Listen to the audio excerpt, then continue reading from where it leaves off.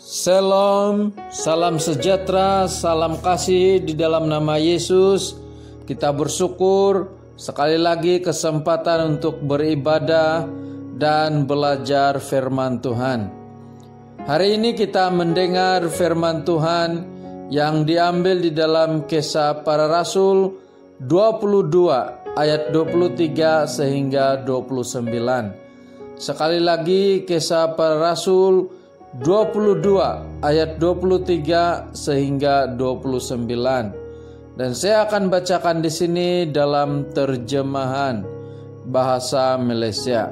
Ayat yang ke-23, mereka berteriak-teriak sambil mengebaskan pakaian sehingga debu berterbangan di udara. Komandan pasukan Roma memerintahkan askar-askarnya membawa Paulus ke dalam kubu. Dia menyuruh mereka mencambuk Paulus untuk mengetahui alasan orang Yahudi berteriak sedemikian rupa terhadap dia. Tetapi waktu Paulus telah diikat untuk dicambuk, Paulus berkata kepada pegawai tentara yang berdiri di situ, "Bolehkah seorang warga negara Roma dicambuk sebelum dia diadili?" Apabila pegawai tentara itu mendengar hal ini, dia pergi kepada komandan itu dan berkata, "Apa yang sudah Tuan lakukan? Orang ini warga negara Roma." Oleh itu komandan itu pergi kepada Paulus dan bertanya, "Katakanlah, adakah kamu warga negara Roma?" "Ya," kata Paulus. Komandan itu berkata pula, "Saya menjadi warga negara Roma dengan membayar uang yang banyak." Paulus menjawab, "Tetapi saya dilahirkan sebagai warga negara Roma." Ayat yang ke-29, dengan segera askar-askar yang hendak menyoal Paulus berundur. Komandan itu pun takut apabila dia tahu bahwa Paulus warga negara Roma dan karena dia sudah merantai Paulus. Demikian pembacaan firman Tuhan. Saudara yang dikasihi oleh Tuhan, kita belajar satu tema yang baru, yaitu pengabdian. Dan subtema kita pada minggu ini, berharap dan bertindak. Saudara yang dikasihi oleh Tuhan, bulan ini kita belajar tema mengenai pengabdian. Maksud tema ini adalah mendorong kita untuk bekerja dan melayani.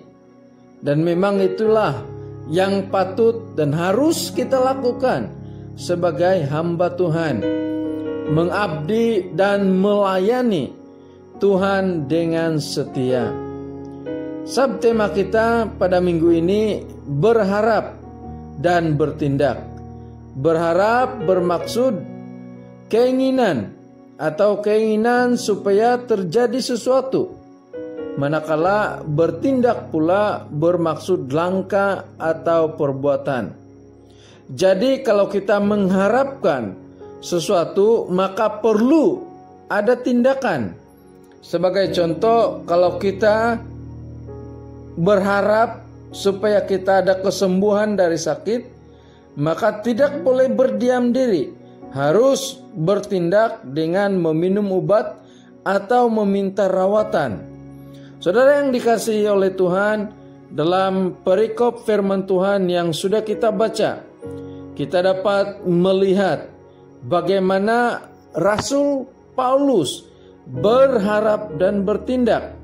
Yaitu yang pertama, Paulus berharap dan bertindak dengan mengongsikan kesaksiannya kepada orang lain.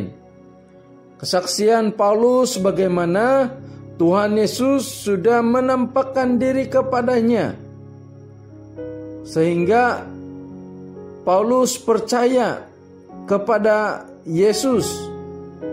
sayangnya mereka tidak menyukai kesaksian Paulus. Dan di dalam ayat 23 kita dapat melihat bagaimana mereka mengebaskan pakaian sehingga debu berterbangan di udara. Maksudnya ini menunjukkan kemarahan mereka yang amat sangat kepada Paulus, dan mereka mau Paulus secepat mungkin dibunuh.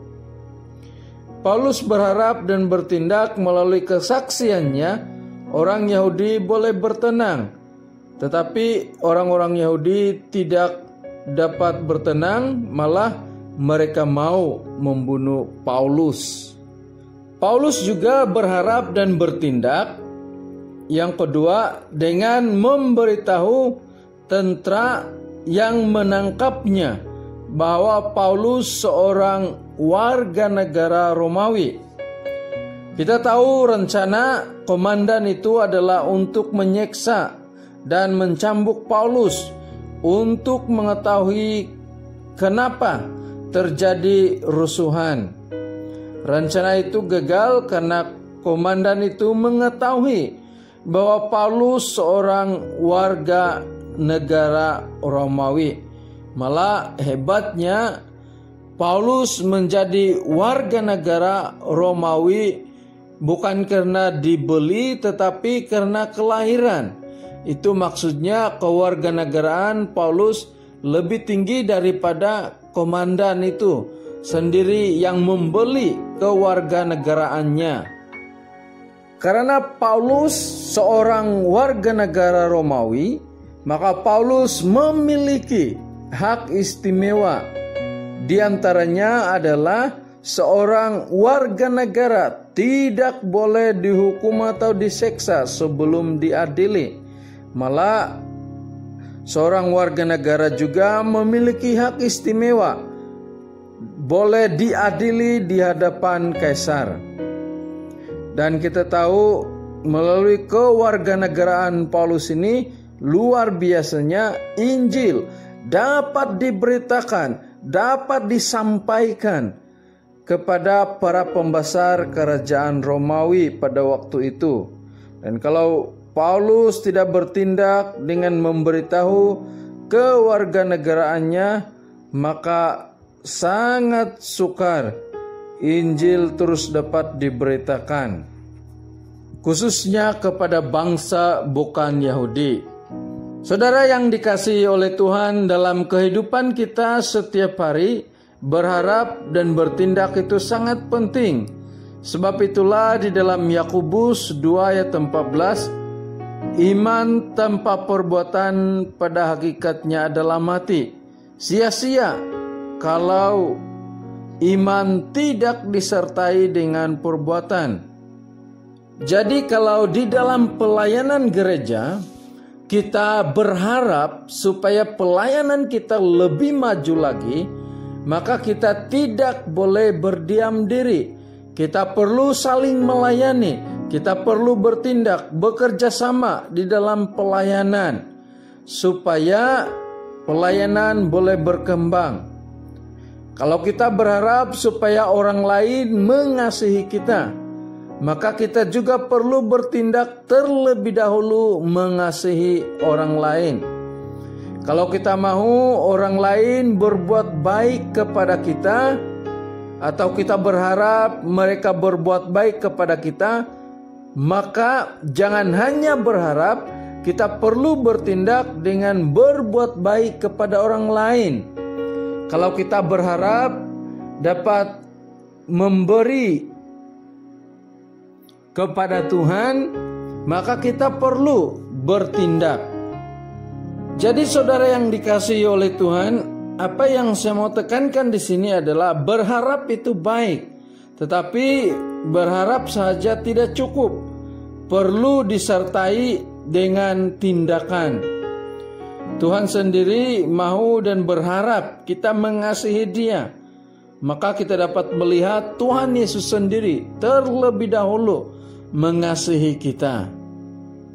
Ada satu cerita mengenai apakah aku diberkati. Jika kita bangun dengan tubuh yang sehat, kita lebih diberkati daripada jutaan orang yang tidak dapat bertahan hidup pada minggu ini. Jika kita tidak pernah merasakan bahaya perang, kesepian di penjara, rasa sakit karena diseksa, dan menderita kelaparan, keadaan kita lebih baik daripada lebih 500 juta orang di dunia ini. Jika kita mempunyai makanan dalam peti sejuk, pakaian untuk tubuh kita, atap untuk berteduh, dan tempat untuk tidur, kita lebih baik daripada 75% orang di muka bumi ini. Jika kita mempunyai uang di bank atau di dompet kita, maka kita boleh dikatakan termasuk daripada 8% orang kaya di dunia ini. Jika kita memiliki orang tua atau ibu bapa yang masih hidup, apalagi kalau masih kukuh di dalam pernikahan, keadaan kita lebih baik daripada orang lain yang jarang ditemui, apalagi di Amerika. Jika kita dapat menghias wajah kita dengan satu senyuman dan penuh dengan rasa syukur, maka kita diberkati, karena ada ramai orang yang dapat melakukan seperti itu, tetapi lebih ramai lagi yang tidak dapat melakukannya. Jika kita dapat berdoa kemarin dan hari ini, kita merupakan orang yang percaya kepada Tuhan yang menjawab doa kita. Saudara yang dikasihi Tuhan, kita memang diberkati oleh Tuhan. Sebab itu marilah kita bertindak untuk melayani, untuk menjadi berkat bagi kemuliaan nama Tuhan. Karena tindakan kita menjadi berkat, tindakan kita melayani merupakan satu pengabdian kita kepada Tuhan. Saudara yang dikasihi oleh Tuhan, marilah berharap dan bertindak untuk terus mengasihi dan melayani Tuhan. Tuhan memberkati. Mari kita berdoa untuk firman Tuhan yang sudah kita dengar dan pelajari. Bapa di surga, terima kasih atas firman-Mu. Engkau memberkati kami, biarlah kami terus mengabdi kepada Tuhan. Dan bukan hanya kami berharap, tapi kami melakukannya bagi kemuliaan nama Tuhan. Bapa di surga, kami mau berdoa untuk jemaat Tuhan dimanapun berada. Kami sungguh percaya Engkau memberkati mereka, Engkau melindungi, Engkau memberikan kekuatan, Engkau mencukupkan keperluan mereka. Yang ada pergumulan, Tuhan berikan jalan keluar. Pendidikan anak-anak, Tuhan berkati. Di surga kami juga mau berdoa, biarlah Tuhan terus memberkati pelayanan di dalam gereja kami, para pemimpin yang ada, bahkan juga ekonomi gereja. Kami juga mau berdoa supaya Tuhan akan terus memberkati negara kami, para pemimpin di negara kami, keadaan negara kami yang masih lagi berhadapan dengan penularan COVID-19. Tuhan berkati, Tuhan campur tangan, Tuhan boleh menghentikan penularan ini. Kami juga akan terus saling bekerja sama untuk mematuhi setiap peraturan atau SOP yang sudah ditetapkan. Terima kasih Tuhan, Engkau memberkati kami. Di dalam nama Yesus kami berdoa. Amin.